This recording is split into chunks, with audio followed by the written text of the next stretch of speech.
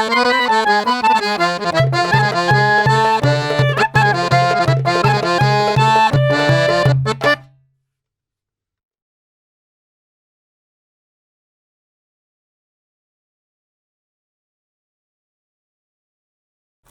m'appelle Abdelrahmane Farini. Je me trouve dans les villages de Tinfet, dans la commune territoriale de Sidi Hussein, qui se trouve à une vingtaine de kilomètres à l'est de Taliwin. Taliwin est connu pour la culture du safran, la région de Taliwin, et principalement ces villages de Tinfet. Je voudrais vous parler de la méthode d'irrigation dans ce village. Ce village dispose d'une seule source, qui vient des montagnes au sud-est du village. L'eau est retenue dans un grand bassin de 25 mètres sur 22 mètres, 1,5 mètre de hauteur.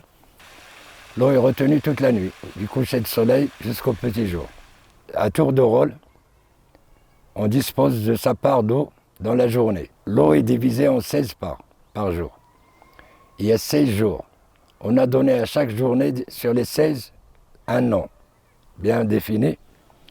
Comme dans les champs, chaque région des champs, il a son nom. Alors la personne il peut dire, je peux prendre l'eau de tel jour pour irriguer tel endroit. D'abord pour distribuer, le premier qui doit ouvrir l'eau, il y aura sa part le premier. Il est tenu de fermer les vannes le soir, la veille. Et l'ouvrir très tôt, mesurer la quantité d'eau avec un bâton gradué. Et donc on divise sa eau en 16 parts. Il doit marquer pour le prochain qui aura son tour de rôle, quand il aura sa part. Il doit marquer avec un petit bâton dans le grand bâtonnet. Il incise une fissure pour mettre un petit bout de bois. Et comme ça, il indique au prochain quand il doit prendre son tour de rôle. Il est tenu de disposer de cette quantité d'eau dans un laps de temps défini. Ce temps est mesuré par l'ombre solaire. On a construit un petit muret qui donne l'ombre le matin d'un côté et le soir de l'autre côté. Et comme ça, on ne peut pas faire attendre le prochain. On a, par exemple, 1/16e de la quantité qu'on doit sortir dans une ombre définie, partir d'une graduation à l'autre, faite sur le sol. Une fois sortie l'eau dans une grande canalisation qui part du sud vers le nord, le long des champs, après on a des canalisations qui descendent de l'est vers l'ouest, 5 à peu près principales. Et chacun utilise des canalisations qui lui sont proches de ses champs à irriguer.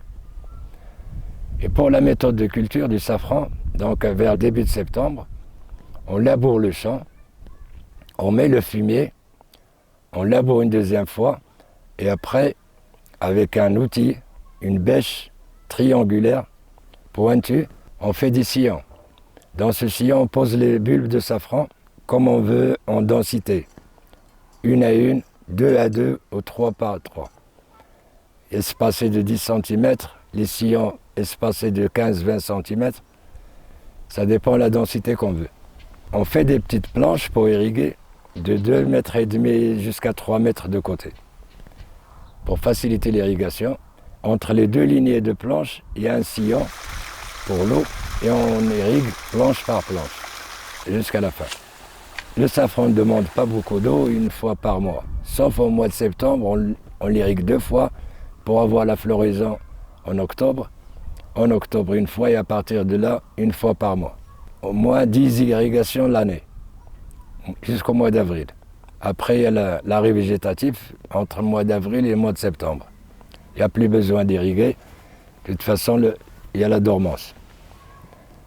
Alors on peut exploiter une safranière 5, 6, 7 années.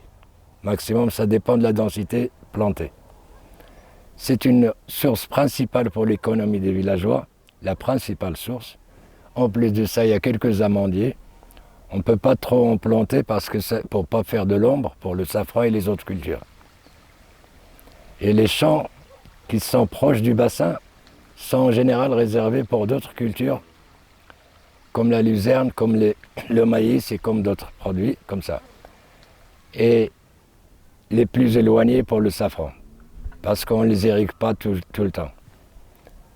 Et cette méthode qui est intéressante, dans d'autres villages il y a d'autres méthodes pour irriguer, pour mesurer l'eau surtout. Mais il y a des petits seaux troués Donc c'est comme un sablier, mais seulement avec de l'eau. Et quand le seau est vidé, ça donne une part. Après on le remplit, on attend de nouveau une deuxième part, et ainsi de suite. Ici on l'utilise parfois ce seau quand il n'y a vraiment pas de soleil, quand tout est couvert et qu'on ne veut pas rater un peu le temps. Alors on utilise ce seau pour aider la mesure. Parce on est tenu de sortir sa part d'eau à un moment donné. Sinon on la perd. Celui qui prend son tour, il peut avoir cette part, ou ce qu'il en reste. Et en tout cas, avec la sécheresse, bon, il y a beaucoup moins d'eau, c'est vrai, mais sinon, cette source est assez intéressante et importante pour irriguer tous ces champs, ou la moitié en tout cas, comme il faut, le reste par la pluie. J'essaie plus ou moins d'expliquer ces pratiques ancestrales et de l'irrigation gravitaire utilisée dans ces villages. De toute façon, il faut une déclinaison des sols.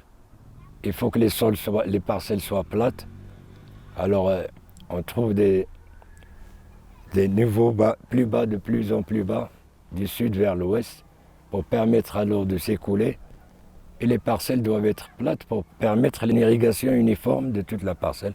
Et comme j'ai dit, le safran, ce n'est pas un produit qui demande beaucoup d'eau, mais au moment où il en a besoin, il faut qu'il soit irrigué. Et voilà pour cette fois. À la prochaine.